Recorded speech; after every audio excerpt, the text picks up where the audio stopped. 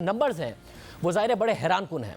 हुकूमत ने बताया आज कि 2013 में जो कैपेसिटी पेमेंट थी, यानी कि आप कारखानों को चलाएं या ना चलाएं, उनको अदायगी करनी पड़ेगी क्योंकि टेक और पे पर आपने सौदे किए थे। 2013 में 185 अरब रुपए थे और 2018 में वो 468 अरब रुपए की कैपेसिटी पेमेंट हो गई। 2019 में 642 रुपए और अब 860 अरब की हो गई है। 2023 में 1455 अरब रुपए की हो जाएगी, और क्योंकि उन्होंने बताया कि 10,000 मेगावाट की मजीद कैपेसिटी पाइपलाइन में है। ज़रूरत से ज़्यादा बिजली पैदा कर गए आप, जिसकी वजह से जो कैपेसिटी पेमेंट है वो अदा करनी पड़ रही है और बोझ पड़ रहा है। शुक्रिया शाहजेब, आपने मुझे मदऊ किया। शाहजेब, गुजारिश ये है कि उमर अयूब खान साहब जो है वो बेबुनियाद बात कर रहे हैं, गलत बात कर रहे हैं। देखें, 2 साल पहले भी, 2.5 साल पहले, 2.5 साल से इनकी हुकूमत आ गई है, तो एक तो जिम्मेदारी इनको लेनी चाहिए। लेकिन 2.5 साल पहले भी जब इन्होंने कीमतें बढ़ाई थी, जब हमारे ऊपर इन्होंने इल्ज़ाम धरा था कि देखो इनकी वजह से कीमतें बढ़ानी पड़ी, हमको सर्कुलर डेट कम करना है। जब हम छोड़ के गए थे तो 1036 अरब रुपए सर्कुलर डेट था 31 मई को, जिस दिन हम लोग छोड़ के गए थे। वो आज 2400 अरब रुपए का हो गया है, 2400 अरब से तजावुज कर गया है। तो 1400 अरब रुपए आपने बढ़ा दी और बिजली की रेट भी बढ़ा दी, जबकि आपने ये कहा था कि हम बिजली की नरखें इसलिए बढ़ा रहे हैं कि हम रेट नहीं बढ़ाएंगे। उसके बाद आपने जब हम छोड़ के गए थे तो 18% था ट्रांसमिशन एंड डिस्ट्रीब्यूशन लॉसेस, यानी कि वो बिजली जो तरसील के दौरान और तकसीम के दौरान खो जाती है, ज़ाया हो जाती है, वो 18% थी। नेपरा आपको इजाज़त देता है 15% की। हम जब आए थे तो वो 21% थी, उसको हमने कम करा खसारे को और 18 पे ले आए। इन्होंने फिर 18 से बढ़ा के 19.5% कर दी है, जो तरसील और तकसीम के दरमियान बिजली खो देते हैं। तो भाई क्यों खराब हो गई, जबकि पावर तो ज्यादा बन रहा था, पावर के तो ज्यादा प्लांट लग गए थे, तो कम होनी चाहिए थी। आपने बिजली ज्यादा खोना शुरू कर दी। हम 93% बिल लेना शुरू कर गए थे कि जितना बिल होता था उसका 93% बिल ले लेते थे। सबसे अच्छा रिकॉर्ड आप देख लीजिए 2017-18 का था, जिस साल हमारे आखिरी साल में था। इन्होंने इसको बढ़ाकर कम करके 88% पे आ गए, 88% पे आ गए। तो 5% आप जो बिल दे चुके हैं वो आप जमा नहीं कर पा रहे। हम 93% जमा करते थे, 5% वो जमा करते हैं। साहब, जो ट्रांसमिशन लॉसेस हैं उसकी ज़ाहिर हुकूमत जवाबदेह है, रिकवरी के मामले में भी जवाबदेह है, मगर कोरोना की वजह से जो रिकवरीज थी वो हर्ट हुई हैं।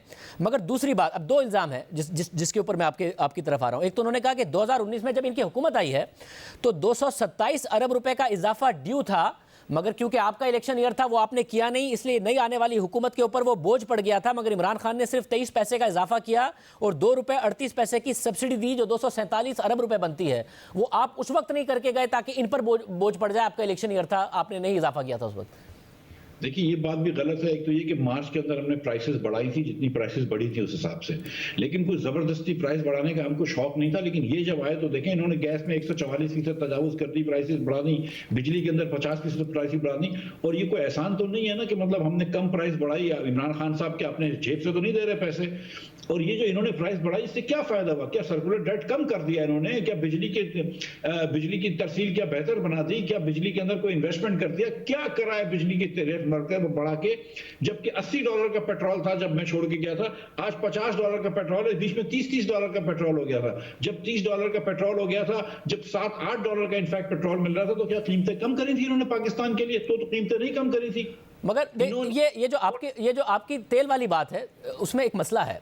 एनर्जी परचेज प्राइस कम हुई है, फी यूनिट कॉस्ट 2020 में कम है, क्योंकि कोरोना की वजह से भी, और वैसे हमने देखा कि पेट्रोल की कीमतें नीचे थी, एलएनजी की कीमतें नीचे थी, तो एनर्जी परचेज प्राइस कम हुई है, मगर कैपेसिटी परचेज प्राइस बहुत बढ़ गई है। 2020 में ये 860 अरब रुपए है, तो और 2023 में 1455 अरब रुपए हो जाएगी। क्योंकि उनका इल्ज़ाम यह है कि एक तो आपने 20 से 25% महंगी ये लगाए, जितने भी कारखाने लगाए, ये 20 से 25% सस्ते लग सकते थे। दूसरा, ज़रूरत से ज़्यादा आपने कैपेसिटी पे कर दी, और टेक और पे आपने सारे के सारे कारखाने लगा दिए। शुरू के लगा लेते हैं जब बहुत ज़्यादा ज़रूरत थी, बाद में टेक एंड पे पर कर लेते। ये 860 अरब रुपए कैसे अदा करे हुकूमत?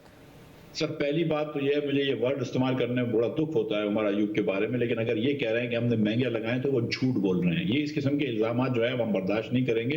ये एकदम झूठ बात है। हमने हर चीज नेपरा के टैरिफ पे लगाई है और ये एकदम गलत बात है। इस पे बहस हो सकती है कि कितने लगाना चाहिए था, कौन सा टेक्नोलॉजी लगानी चाहिए थी, ये सब बहस की बात है। लेकिन ये इल्जाम कराना कि हमने महंगे लगाए, ये झूठ है।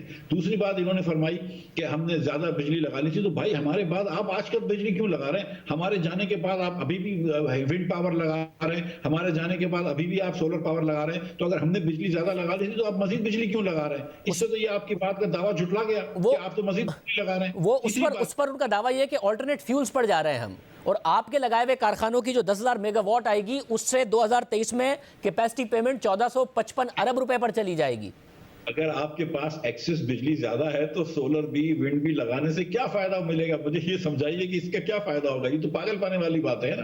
एक तो ये बात है। दूसरी बात फिर से आइए सर, देखिए गुजारिश ये है कि जो फिक्स कॉस्ट होती है वो अमूमन 3 रुपए 4 रुपए पर यूनिट होती है, और जो फ्यूल कॉस्ट होती है अगर वो LNG इस्तेमाल हो तो 6 रुपए पर यूनिट होगी, तो टोटल कॉस्ट 10 रुपए होगी। अगर वो फर्नेस ऑयल इस्तेमाल हो तो 13 रुपए पर यूनिट होगी, तो टोटल 17 रुपए हो जाएगी। और अगर वो डीजल इस्तेमाल हो तो 18 रुपए, तो सिर्फ डीजल की कॉस्ट है, प्लस 3 रुपए 2 रुपए की बिजली पड़ेगी, तो 20 रुपए की हो जाएगी। इन्होंने 280 गीगावाट आवर्स यानी कि 2 करोड़ 80 लाख यूनिट इन्होंने बिजली से डीजल से बनाए हैं इस साल, जबकि LNG इंपोर्ट कर सकते थे और LNG के टर्मिनल में जगह पड़ी हुई थी। इन्होंने 5% पाकिस्तान की बिजली जो है मतलब कितने हो गए 5 अरब यूनिट से ज्यादा अरब जो है वो इन्होंने डीजल से बनाए, फर्नेस ऑयल से बनाए। क्या जरूरत थी फर्नेस ऑयल से बनाने में? जब आप नेपरा का टैरिफ और मेरिट ऑर्डर वायलेट करेंगे, जब आप 18 रुपए डीजल से बिजली बनाएंगे, आप 3 रुपए के ऊपर बहस कर रहे हैं कि वो और 3 रुपए का नहीं लगना चाहिए था, 3.5 रुपए का लगना चाहिए था, 2.5 रुपए का लगना चाहिए था। भाई तुम 18 रुपए का डीजल इस्तेमाल करना बंद कर दो ना, सस्ता पेट्रोल इस्तेमाल करो, आप LNG इस्तेमाल करें। मगर मिस्टर इस्माइल साहब, नेपरा की रिपोर्ट में लिखा है कि इन्होंने इनएफिशिएंट प्लांट्स को इस्तेमाल किया है, एफिशिएंट प्लांट्स को इस्तेमाल नहीं किया है। जो LNG का आप बात कर रहे हैं वो हमने अपने प्रोग्राम में मसला उठाया है कि किस तरीके से ये सारा मामला हुआ, मगर उसके बावजूद एक सवाल आप पर है। देखिए 2018 तक नजर आता है कि जो पाकिस्तान की टोटल इलेक्ट्रिसिटी कॉस्ट थी उसको आप नीचे लेकर आ गए थे, मगर एक चीज एनर्जी परचेज प्राइस की वजह से एक चीज जिसका आपने ख्याल नहीं रखा वो ये था कि अगर हमने डॉलर गिर गया तो क्या होगा। आप तो कम से कम उन लोगों में थे ना, आप तो डार साहब की तरह नहीं सोचते थे, आपको तो पता था कि डॉलर ओवर वैल्यूड है, ये गिरेगा। आपने टेक और पे किया और सारे सौदे डॉलर में किए, जिसकी वजह से जो कैपेसिटी पेमेंट का जिन है, जब डॉलर आपका 100 रुपए से 125 और फिर 125 रुपए से 160 पर गया तो डॉलर में आप सौदे कर गए हैं, उसका कैपेसिटी पेमेंट का जिन जो है वो आपे से बाहर हो गया। वरना तो आप ठीक कह रहे हैं, LNG नीचे आई, एनर्जी की प्रोडक्शन प्राइस नीचे आई थी, तो पाकिस्तान को फायदा होता है इसका। देखिए गुजारिश ये है शाहजेब खानदार साहब के 2011-12 में मैं लाहौर में रहता था, पंजाब बोर्ड ऑफ इन्वेस्टमेंट का हेड बनाया था शहबाज शरीफ ने मुझे।